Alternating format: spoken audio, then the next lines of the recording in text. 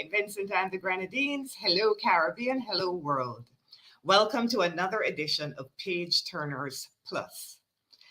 It's been about a year since we've been on this journey of exploring Caribbean literature and the magic of it. And we thank you for joining us on this journey. Today, we have a really exciting new adventure to introduce you to. Miss Jasmine Sealy, the author of the last novel that we reviewed, The Island of Forgetting, is with us to have a conversation. Welcome, Jasmine. Hi, thank you for having me. All right. We have a lot to talk about today, and we don't have a lot of time to do it. So let's just get into it. No, the characters in your novel are broadly based on Greek Greek heroes and gods. But we've noticed that you appear to have turned Homer's story of Calypso on its head. Was that intentional? Yes, very much so. The Greek mythology, particularly the very small section of the Odyssey where Odysseus spends time on an island with Calypso, was very much the heart of the novel. It was the inspiration for the novel. It's kind of where it all began. I was reading about that particular section of the Odyssey, and I just became fascinated by Calypso and the kind of image of this island temptress, seductress. And I just thought that there was something really interesting about that. And I started to draw the parallels between the way that Caribbean women, Black women generally, but Caribbean women specifically, are often exoticized and hypersexualized in the media and almost made to be a part of the tourism product itself, right? Like kind of sold as part of this paradise. And then because this is a Caribbean audience, I can actually bring this up. Other interviewers I never know what I'm talking about when I say this, but Kez the band, the Trini Soca artist, has a music video for their song Hello. And in it, it's a white man, and he comes to Trinidad and he knocks back a rum, and he ends up going through this magical portal where he ends up kind of in a dance, basically. And there's this woman there, and in the credits of the music video, she is called Calypso. So I just thought, okay, so other people in the Caribbean are also thinking about these interesting parallels. And then I started going down this rabbit hole of, is Calypso music, is the etymology the same? It isn't, but all of that was in my mind. And so that was kind of how it began. I wrote a short story, a 10-page short story, just about Calypso and Odysseus, and telling that story from her point of view. I was greatly inspired by Wide Sargasso Sea by Jean Rhys, who obviously that's a kind of retelling or a prequel to Jane Eyre, told from the perspective of the woman in the attic. And I've just always been kind of fascinated by the concept of the mad woman in the attic, and I want to give voice to her, like the woman scorned. What would the story look like if it was told from her point of view? So that was how it began. And then once I started digging into the Greek mythology, there was just so much there to work with, right? Like Calypso's father is Atlas in according to the Greek mythology, and Atlas is this burdened kind of character. He's a bit of a martyr, has the world on his shoulders. He's been punished to hold up the sky, and I just thought, okay, I could see a lot there, kind of generationally, how that is how a lot of kind of older Caribbean people have to kind of carry this burden, the legacy of colonialism, and there was just so much to work with thematically. So I had a lot of fun kind of building that world, using the Greek mythology as kind of the scaffolding around which to build the story. Francine, you want to jump in here? Yeah, I have 10 follow-up questions just based on that one response, but I'm gonna stick with the characters, because you just touched on the fact that the characters do come from Greek mythology, and a lot of them are named directly, but you change some of the names. For instance, you have Z and Odie and Nautilus, and we're just wondering why you chose to kind of change the names of those three characters specifically and not stick to the actual Greek names? Yeah, that's a good question. At one point, I was actually considering changing all of the names away from the Greek entirely, because I thought, well, the Greek mythology was my inspiration, but this is a very unique story that it deviates from the original myth so greatly that do I really need to keep those names? But in the end, I decided to keep them while writing. And then by the time I was done with the first draft, I just was so attached to them that I couldn't imagine changing them. And I thought that they kind of worked because, well, that's the thing. Some of them worked well and some didn't, which is why I had to change some and not others. But I found that Hmm. certain names like Cleone and Atlas, there's kind of older Caribbean names are often a bit strange. I think also to people not from the Caribbean, like you do kind of meet people who have kind of stranger names or they go by a middle name, which is very common in Barbados especially. And there was just something about it that kind of added a bit of a weight and a bit of a kind of a history and a richness to the book that I really, really appreciated. But at the same time, certain names were too Greek. Like Zeus is just, it conjures up so much for people. And I feel like that would overpower the story. So it was finding a balance, not to let the names kind of overpower the story in a way. And Calypso, Atlas, Cleone, those names didn't do that. But other names, yeah, Z and Odysseus, I just thought it kind of went a little bit too far out of the realm of contemporary reality to have somebody named Odysseus. Where I drew that line was very much my personal what sounded realistic or authentic to me. Yeah, it was just kind of to the ear what sounded right. That's interesting because even when we were discussing the novel, we kept calling Zed Zeus because it was so Yes, clear. It was so clear to us I that did he that was too Zeus. sometimes. Sometimes when I'm writing or discussing, I call him Zeus as well. So that's very much who he is. It was just kind of in the writing. These decisions, sometimes a lot of them get made without you even really being fully conscious that you're making them, right? It's just the way the character shows up on the page. And that was definitely the case with the names. But I definitely went through a phase where I was like, should I be even using these Greek names? Is it going to be distracting? But so far the reaction has been good. Some people either don't get the reference at all and they just read the book completely at face value as a contemporary Caribbean story. And then people who have an interest in that enjoy finding the Easter eggs and the little, tidbits that are sprinkled throughout that reference to Greek mythology. I think it kind of works on both levels. I'm glad you said that. Sorry, I'm going to jump back in because I was telling a friend of mine who's like a really big reader about the book, and I mentioned, oh, it's based on Greek mythology, and she said, oh, well, that means if you don't understand Greek mythology, you won't enjoy it. I was like, absolutely not. You can just read it as a story, and it's wonderful. There's absolutely no need to know the Greek mythology. It's a Caribbean story. So Yeah, that's not yeah. the first time I've heard that. I've heard it has kind of put some readers off in the beginning because they weren't interested or not interested in Greek mythology. And I have to promise them, no, it's trust me, it's still a good read. All right, Kesua, you can come in now. Oh, thank you. I might just, Jasmine, thank you for being with us today. I'm so excited that we get to have this conversation with you. Thank you. You mentioned history, and I'm going to jump in from that kind of angle, really. Please So do. we know that the span of the novel is quite a long time span. It kind of harks back to the 1940s, but really starts in the 1960s, but references the 1950s, comes right up pretty much to the present day. Now, in my historian's hat, I'm like, what you're really covering is kind of contemporary Bajan history. Although I also think a lot of my read of it was that a lot of the kind of family dynamics are also kind of thinking about in some ways the family's a proxy for the nation. It felt like when I was reading Yes. it, and you're asking Yes. some really big questions and saying some really big things. I like that you said yes. I called that correctly. Thank you. Is that why you chose those years? And is there a particular interest that you have in that time period and the face of Barbados? Sure. I mean, The boring answer is that I knew that I wanted the final section of the novel, Nautilus section, to take place in present day. And then it was a little bit of just doing some math and working backwards from there to calculating 17 years prior when he was born, 17 years prior to that, 22 years prior to that.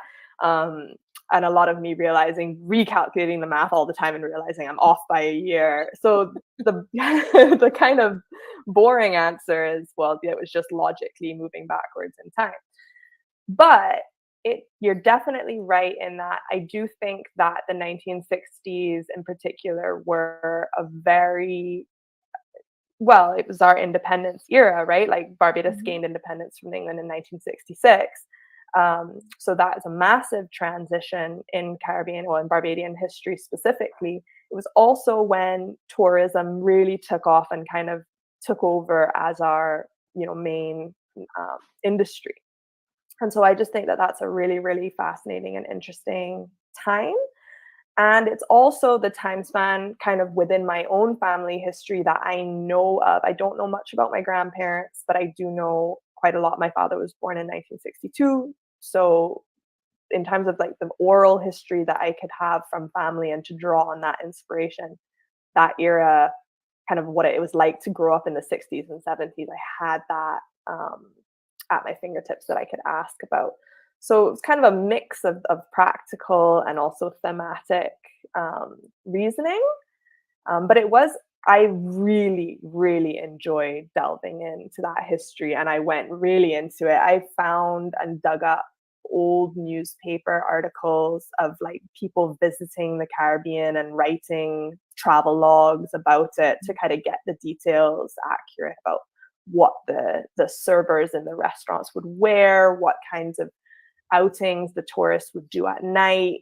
I read just these very fascinating kind of travel logs where obviously this is the 60s, and so they didn't really feel this need to dress up their tourism as politically correct, right? They were there almost doing ethnography, right? And they would write about observing the locals from their balcony on their hotel, and they would have street facing balconies where they would sit up there and just watch people go by. And it was almost like an anthropological exercise for a lot of these tourists, and I thought that was really interesting. So I incorporated a lot of that. That was really fun. I really enjoyed the historical fiction element of it. Now that we're on the tourism question, Mm-hmm. well, our reading of the novel is that the novel criticizes Barbados's tourism model. I'm sorry. Mm-hmm. Do you see that there is any? I know that you're not. This is not your. You don't have expertise in this area, but as an artist, as a Bajan, do you believe that it is possible to reform the tourism model to something that feels less servile? It's such a tough question for a lot of reasons. The first kind of caveat that comes to mind for me when I think about that question is that I'm speaking very much from a position of privilege in that I am not dependent on the tourism economy. I worked in tourism. I worked as a waitress when I was a teenager, but that is not my livelihood. It is the livelihood for the vast majority of people living and working in Barbados. Not the majority, but a big chunk. And so to sit back from Canada and say, oh, we need to do away with tourism, completely abolish it, establish a whole new system, revolt. I can't say that, because it isn't my livelihood. It's not putting food on my table. That being said, I do think that it is inherently a post-colonial system that is very, very, very much entrenched in the power dynamics of colonialism. And we have not really broken away from that and established the kind of tourism that benefits our nation first.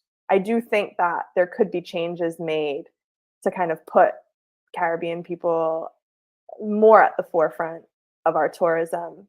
And I don't think that that is completely separate or not conducive to what tourists themselves want. I think tourism is changing and people are often looking for a more local experience. They're looking for a more sustainable experience. And I think that we could be working towards that. I don't think the answer is more resorts. I don't think the answer is tearing up even more of our coastline. And so I don't think that that's a sustainable approach either, because, the reef are dying, the coastline is eroding. Like, people can get the beach if they just want to lounge around at a hotel and drink cocktails. They can get that for cheaper in other islands and other places around the world. So what are we really selling? And I think we need to think more strategically in the future about what kind of tourism we want. Can we completely break away from tourism? Probably not. Realistically, probably not. But I don't think that the tourism model of sun, sand, and sea is sustainable forever. Not only because of the colonial nature of it, and the fact that I think that most of the newer generation of Bajan people are going to be much more resistant to that kind of servitude, but also from an environmental perspective, it's just not a sustainable model. Francine, do you want to come in with another question? Yeah, I want to get back to talking about Calypso. Um, I find it interesting that you said that that's basically where the story started with, you were very intrigued by the story of Calypso. And so you started off with the short story about that, because one of the things we noticed is that Calypso's section in the book is the biggest section. And we saw that as being that she's kind of like the hub, the hinge of the story. So, but one of the things that Calypso says in the book is that she describes being slut shamed because of Mhm. basically the way she lives her life. Do you believe that Caribbean communities need to have conversations about female sexuality, which was quite a big theme in the book, and in particular about slut shaming? Yes, 100,000%. More so probably than anything else. That's the aspect of the book that I'm the most passionate about. I just think it's such an interesting kind of a strange dichotomy, because in many ways the Caribbean is a very sexual society. Like, if you look at our carnivals that crop over, like, the way that the music that we listen to, the way that we dance, sex and sexuality are such a prominent aspect of our culture. Hmm. And yet there is this repression and this demonization of particularly women's agency when it comes to their own sexuality. And it just, the hypocrisy of it really, really, really gets me. I had friends growing up in school, in secondary school, 13, 14 years old, who were in relationships with the minibus drivers who were getting pregnant, and they were just shunned. But nobody was talking about the fact that when you walk through town in your school uniform, and often the men knew how old you were based on the kind of school uniform you were wearing, right? Because you didn't change into skirt and button-up shirt until fourth form. So I'm talking, you're still in your tunic, right? So you're clearly 13. And these men will follow you and will cuss at you if you ignore them, and call you all kinds of names if you don't give them any attention. And yet the women are demonized, right? The girls are demonized. And until we can have, and I think the thing is that I think the instinct that people have when it comes to protecting young girls is to just say, well, let's just have this society that promotes church going and abstinence and morality. But I don't think that has not worked. That hasn't worked for hundreds of years. It's not going to start working now. I think until you can have open and honest conversations about girls' desire, young female desire and sexual desire, then those girls are not going to feel empowered to make informed decisions about their own bodies. So it might sound like a catch-22 to more conservative ears to say, oh, if we don't want girls to get preyed on, we need to teach them about their own bodies and their own desire. But I genuinely think that that's the way it has to be. Like, the girls are going to get preyed on no matter what. And the less that they feel comfortable talking about their own desire and their own bodies, the more likely they are to get preyed on, if that makes sense. So it's something that I'm very, very, very passionate about.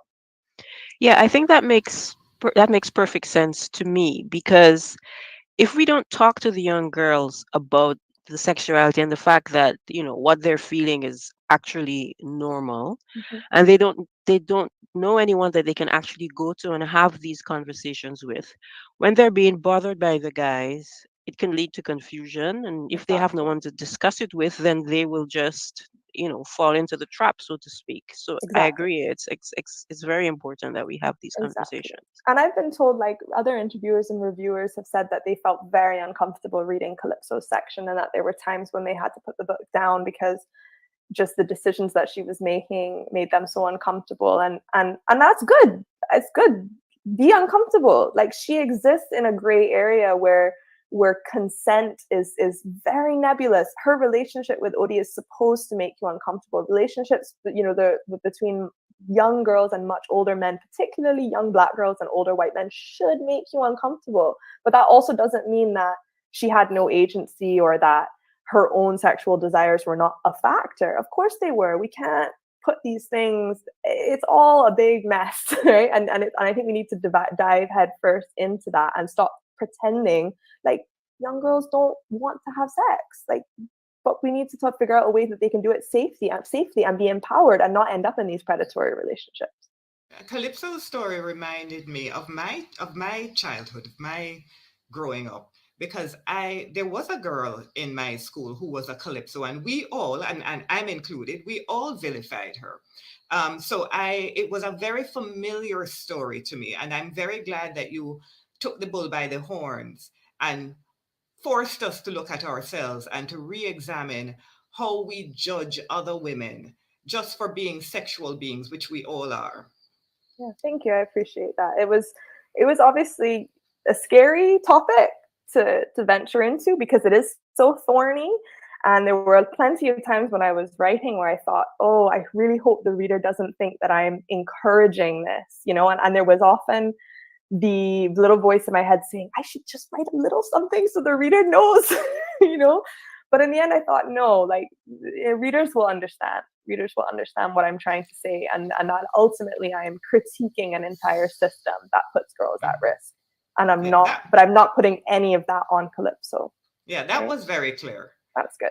Kassoy, do you have anything you want to ask?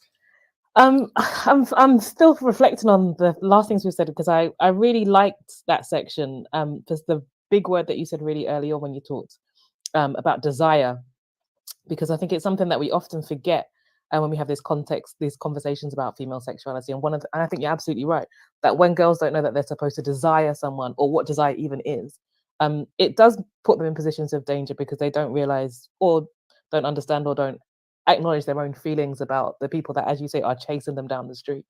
And we're expecting them to understand things that are a lot of the time beyond them. Like they always say that. What was that song from the 90s, which I'm showing my age about? The girls look so good, but their minds are not ready. And we don't help that. Yeah, I mean, if you think about the word force right, it's one of my favorite Caribbean words. Is that like a pan-Caribbean word, force right? Yes. Yep. I love it. Definitely. And it's often flung at young women as an insult. Oh, she's force right. She's force right.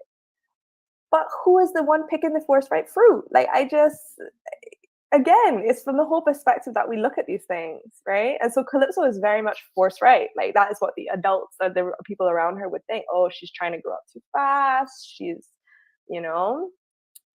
But the fact is that an adult woman who makes the sexual choices that Calypso makes would have the same kind of criticism. So I think it's an attack on female sexuality. You're very right. Absolutely. Yeah. 100%. I actually have another question then. Which was just picking up on what you said earlier on as well about these girls who are preyed upon are then shunned, and the first character we meet in the novel, Iapetus, is very much a character who's shunned, who describes himself as being the kind of man that when he walks down the street, women clutch their purses. And so it strikes me that throughout the novel, we are presented with the story of the underdog in some ways. And underdog is not the word I mean. I actually mean someone slightly more outcast, or the people that we often, no pun intended, but forget, right? In the story of this nation coming into its own, and this family moving into positions of power and wealth. The story isn't actually on the powerful and the wealthy. It's not about Cronus and Z. Actually, it's about the people that they leave behind, who they force into positions of servility. And I just wanted to know why you made that choice, because it's a very bold choice, and it's not something we always see in any type of novel. But it is a lineage of people that are pushed aside and turned away, and ignored and frustrated and have their own desires frustrated. Sorry, No, this is the best kind of question, because it's the kind of question that makes me think differently about my own work. I love these questions. It's not something that I intentionally sat down to say, oh, I'm going to write a story about the people within this family who are shunned and who therefore are shunned by society. But it's very true. It's a very keen observation that, and again, kind of the way the family dynamic mirrors the societal dynamic, is the story focuses on the ways that we can ostracize people even within our own family, and that even within our own family there is this stratification sometimes of power. So yeah, that's I don't really know kind of what to say to answer the question, just like, other than yes. Like, that's a great observation. And I think it's just where the interest and the intrigue lies for me, you know? Yeah. I guess I can reframe it into a question that's maybe easier to answer. Yeah, do you think that, or do you have any hopes that we'll look at each other differently and recognize that we probably should look for more egalitarian relationships in our families if we want to live in more egalitarian relationships in our societies? Yeah, I mean, I hope so. That's still a yes question. No, I hope that that's something that readers take out of it.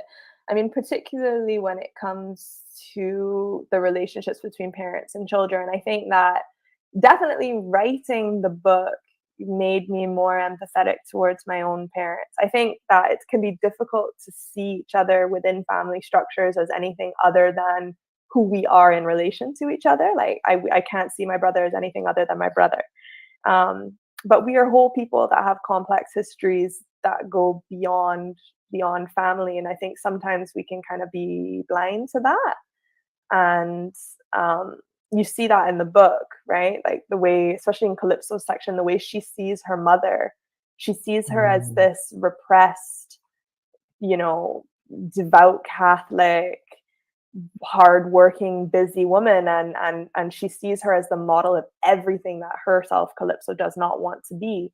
But as the reader, we've seen Cleone from a teenager. We know that she has desires and she had ambitions, and life and her own choices led to where she is now. Is she unhappy? I don't know. Calypso sees her as such, but that's fully Calypso's judgment, you know, clouding that section. And I thought that was very intentional. I wanted the reader to almost know more about the characters than the characters did themselves, so that you can kind of get that dramatic irony of you as the reader just getting almost frustrated with Calypso, like, be nicer to your mother. Like, she's been through a lot, you know? And then by the end of their section, not to spoil it too much for any readers who haven't read it yet, but, you know, there is a little bit of that recognition between them as they both, as Calypso confronts motherhood and seeing things more from her mother's perspective. And I do hope that maybe readers come away with a little bit more empathy for their own family members as well. You addressed mental health very directly in the novel. Why was that important to you? Yeah, it's quite funny, because I think at the time when I submitted the novel for publication and it got accepted, the mental health aspect was not as explicit. These were just families that were struggling with the family was struggling with these issues. And I was very reluctant to name it as mental health, because I didn't want it to be a novel that was about mental health. And it's quite funny, because that same struggle is one that Nautilus's character deals with. And it was something that I had to reckon with. And then that got reflected in the character as well, because I was just writing about dynamics that I recognized within my own family and within friends of my families. And it was only at some point quite late in the publication process, as I was working with an editor, that I said, okay, I need to stop being scared and stop tiptoeing around this and just name it for what it is. And I think that mirrors the way that we think about mental health in the Caribbean a lot of the time, that we don't want to name it for what it is, right? People aren't alcoholics, they just drink heavy, right? People aren't having a manic depressive episode, or they're not bipolar, they're just mad, right? And I think that was definitely the case in my family, particularly in older generations. I mean, I had a great uncle who wandered the streets, and my family would almost joke about it. oh yeah, Uncle so and so's been found up in St. Lucie, and someone had to call, and we had to go pick him up. And okay, but the man needed some help, you know. But that's just the way it is.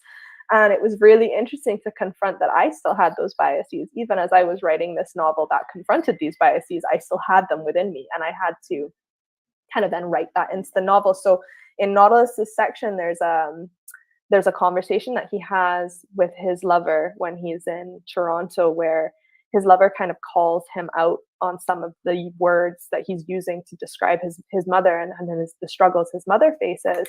And Nautilus is confronted in that moment with the limits of his own vocabulary about how he hasn't had to talk about these things, and how uncomfortable it is to talk about them and confront them, and how acknowledging the truth of his mother's mental illness means acknowledging truths within himself, things about his childhood. And so it was I wrote that scene in quite late, like that in the editing process. That came later, because that was me really reconciling with, okay, this is going to be a novel about mental illness and intergenerational trauma and how those two things are connected. And I can't shy away from that. But it was a process. I was also very, very reluctant. Well, I was very pleased that you dealt with mental illness from the what we would view as, sort of commonplace, like the postpartum depression that Cleone suffered. Then it seemed to me that all of the members of this family were suffering from depression, one stage of depression or another. It seemed to me every single one of them was. Yeah. And then we have Angelo, when Nautilus meets Angelo, who has several complex mental health issues. So I was quite pleased that you dealt with it, so head on, because it's something we need. My view is that it's something we need to discuss as Caribbean people. We can't pretend it doesn't exist. It affects every single one of us.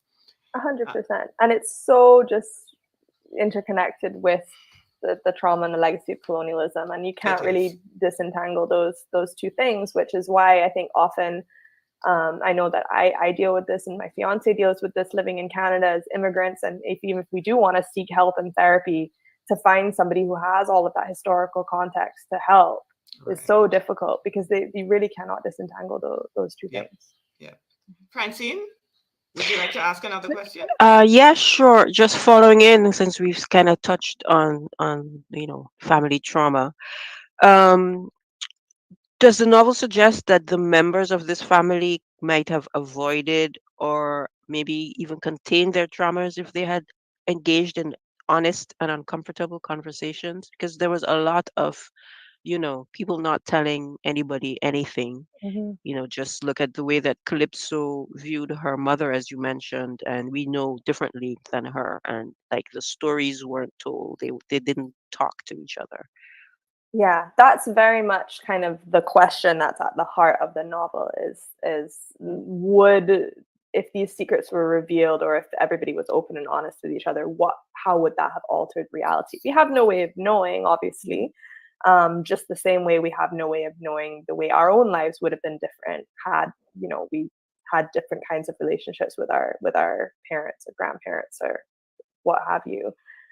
Not to say that I think that these traumas would have magically disappeared if they'd all sat around the dinner table and had a heart to heart. I don't think that's the way trauma works. But I do distinctly remember having conversations with my own father where he revealed things that happened to him in his childhood. And it was like storm clouds clearing from my mind. Like, I just remember it was such a powerful moment for me, just over WhatsApp. And I'm reading and I'm like, because I would then be thinking back to things that he said to me, and ways that we interacted when I was a child and as a teenager, and when we used to battle. And it just made so much more sense. And it just gave me so much more insight into the way that he parented me, because of the way he was parented. And yeah, it was such a watershed moment in our relationship. So I do think that it's powerful. I don't think that it can be overstated how powerful honesty, radical honesty with your own children can be.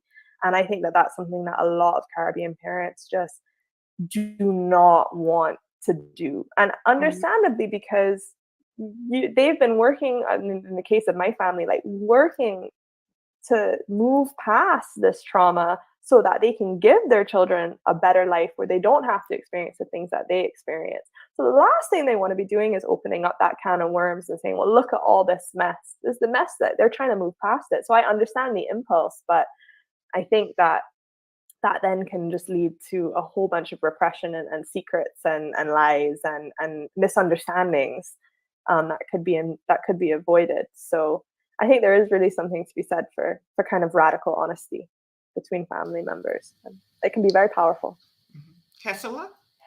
Yeah, I mean, the novel's title, The Island of Forgetting, speaks to that kind of unwillingness to engage with the past, but also I think without giving too much away, the encouragement to remember, which kind of is also important in the novel, at the climax really, is also the center of healing. And the question I think is, do you think that, you've talked about radical honesty, do you think that it's possible on a national level in so much as a family level? Because, that's those big questions that we have, genocide and colonialism and enslavement, those are the traumas that at national level and at regional level, we still struggle to kind of commemorate, discuss. Reparations is kind of on the agenda, on and off, always. But lots of the resistance to it comes from an unwillingness to remember.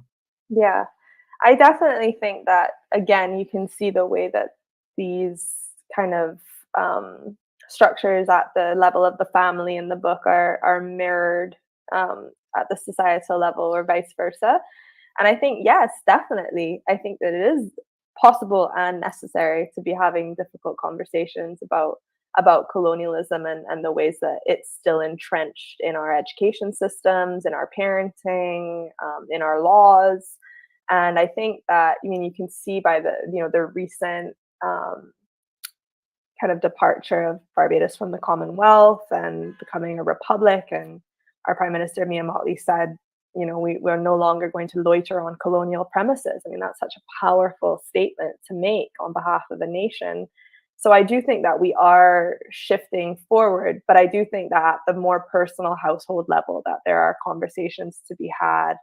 And I think also just there's a lot of competition, particularly in Barbados, which is a very highly stratified society that is still very stratified along racial lines. And I think that's something that makes people very uncomfortable to talk about. And it's something that we were grappling with as a nation quite recently when a video was released of a white Bajan man using a racial epithet on call on video. And it opened up a lot of conversations about kind of the white Bajan society and culture and people sharing stories about interactions that they had in school and racist interactions that they had. But there was also still a massive, massive resistance. Even talking to my own family, on the Black side, I'm biracial, but talking to my Black Bajan family about white Bajans and about that strange subculture of Barbados that we have. And there was such a resistance. No, a lot of them are great. Most of them are great. Most of them are very friendly. Like, that was just one man. And it's like, well, no, it goes beyond the individual. There is a massive, massive problem that is at the root of our culture and our society. And that is that we are still living on a plantation system, and it's not acceptable. And we need to have those difficult conversations about why this small white minority have such a massive hold on the wealth and the power in our country. And we need to talk about that. Yeah, but people don't want to talk about that. People do not want to talk about it at all. It's interesting because I lived in Martinique for a few years, and you have a very similar thing where you have a kind of very visible, powerful minority. Becky. Exactly. Yeah. And people do talk about it, but they don't want to talk about it in detail. So what does it really mean? You know, that the kind of contemporary art exhibit in the country is run on a literal former plantation.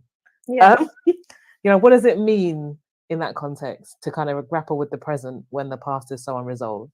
And why can we not move forward if the present is still choked by the past? Yeah, I think it is happening incrementally. It's happening one difficult conversation at a time. It's happening kind of with small movements forward, like with the, changing to a republic. It's going to start happening with when we start kind of opening up our laws around, because we also, not to get too deep with it, but we need to start talking about like rampant homophobia and how that is tied to some kind of often very regressive forms of Christianity that still dominate our society, but that in itself has legacies and roots in colonialism, and no Caribbean person wants to confront the links between Christianity and colonialism.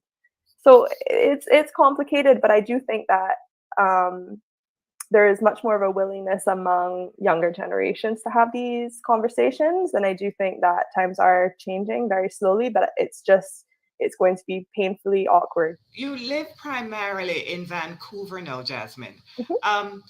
Do you expect that your work will continue to concentrate on the Caribbean, or do you think you may start writing about where you live?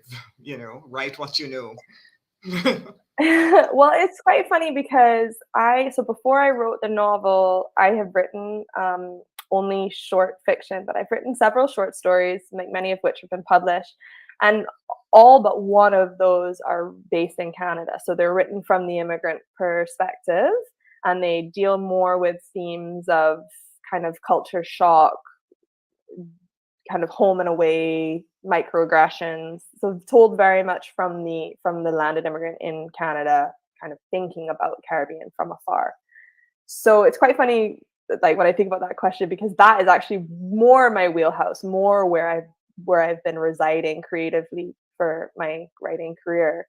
And so writing a story like that was set almost completely in Barbados was a shift for me.